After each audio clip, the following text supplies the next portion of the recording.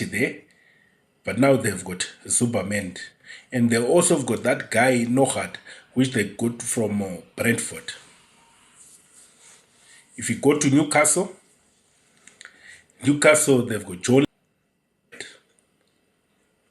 There's a ripple effect in that issue that if you don't substitute Bruno, it affects also other players.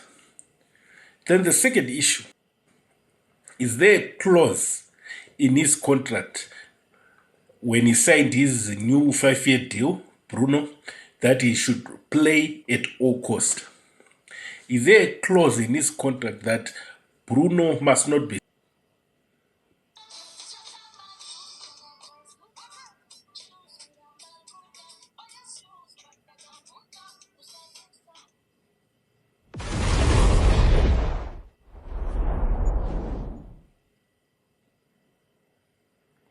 United Uncle here. Hopefully I found you well. Today I'm going to talk about the problems which I think are being faced by Manchester United. We've got a couple of problems. We played against Fulham. It was a 1-1 draw match. I'm not going to react about the game, but I'm just going to talk about the problems which I think is being faced by Manchester United. First of all, it's the favoritism of Bruno Fernandes. Every time when Bruno is upset or is not in the game, we tend to struggle. You could see that his head is turned. Is it because of the bid, which people are saying there's an incoming bid from Saudi Arabia? Is it because people criticizing too much? Maybe the pressure is getting into him. Maybe he's succumbing into pressure. What do you think about Bruno Fernandes? He was upset. He missed the penalty. He's shouting the ref. Every minute he gets a chance to shout the ref. Even Ruben Amorim on his press conference, he said you could see that Bruno is not well. So if you can see that Bruno is not sharp or is not playing well, or his game is not into the match, I mean his head is not into the match, why you can't substitute him? Is there a clause in his contract when he signed his new 5-year deal, Bruno, that he should play at all cost? Is there a clause in his contract that Bruno must not be substituted? Or was it part of the deal, of the Saudi Arabian deal, that for Bruno not to go, you have to guarantee that he's supposed to play every match? Don't substitute him. This endless shouting, what do you think it does to other players? Me, I can tell you for a fact, for the players we have now, Bruno is one of my favorite. But if it's not working, substitute him. You're not only helping Bruno Fernandes, but you're also helping the team in general by substituting Bruno. Because there are other people who are watching Bruno. The other players who are watching him, they could see that this guy is not playing well, but he's not substituted. So even me, if I don't play well, it's all right. There's a ripple effect in that issue that if you don't substitute Bruno, it affects also other players. Then the second issue is about the midfield, the pivot, and also Bruno is part of that midfield. If you go to Arsenal, they've got Declan Rice, they've got Zubamendi, they had Thomas Partey there, but now they've got Zubamendi. And they also have got that guy, Nohad, which they got from Brentford. If you go to Newcastle, they've got John Litton, Tonali, Guimaraes.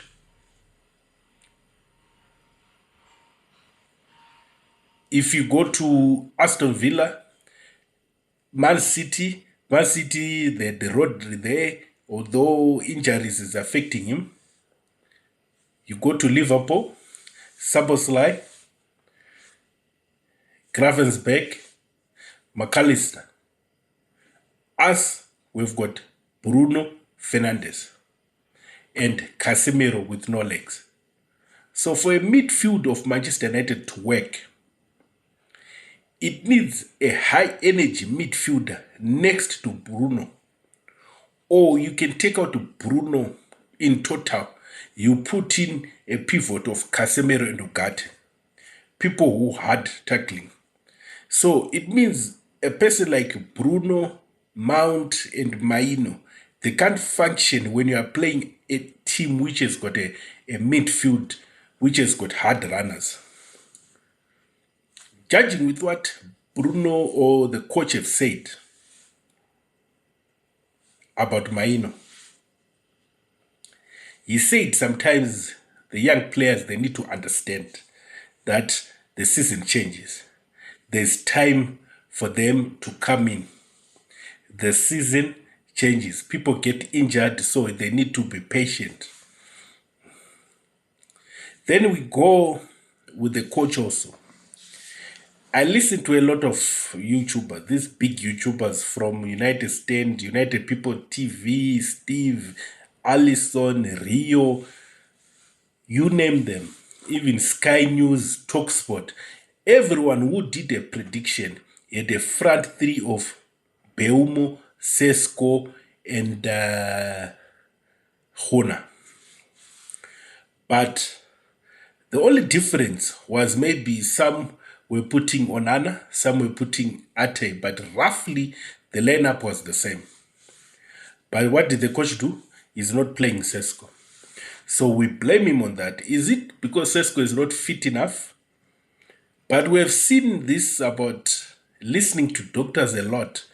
Get the points. It's better you get the points now with the team which they bought for you than to save them for later. Because maybe you'll be fired then. Maybe you'll be fired then. So why you save the likes of Sesko? Why you save them that they need to play 30, 15 minutes? He came in against Fulham, no service. He came in again against Arsenal, no service. So far, we don't know if he's a good player or he's not. Who do play in midfield? The pivot, the defensive players. Who do play there? Amoron himself, he have said the team lacks a hard runner in midfield. That's why we wanted Beleba. We're going for Hume, there's Taylor, but Stiller is also in the attacking role. He's not like a defensive guy.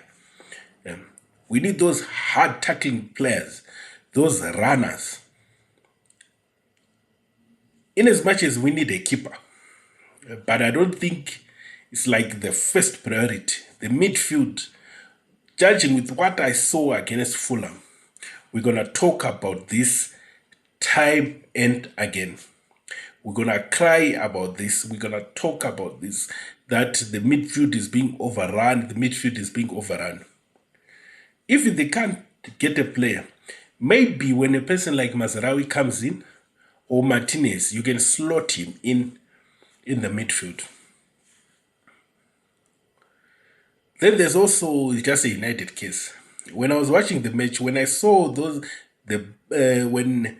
Mateo Hona hit the post, and to make it worse, that over bar, and when Bruno missed the penalty, I told my uncle that the case is back. The United case is back. We create a lot of chances. We lose a head fast. Then when the other team just get a chance, it's a goal. The United case. Now we've got a game in the League Cup against a lower league team. Imagine if Ruben Amorim loses that match. United have got a lot of problems.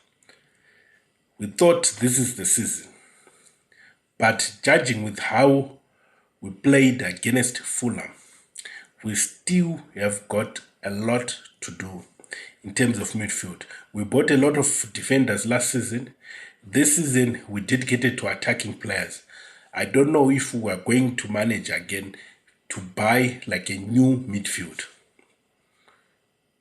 Let's just try to support the team. Let's see what happens. But I feel sorry for Ruben Amorim. I've got a worry because there's a lot of people who want him gone.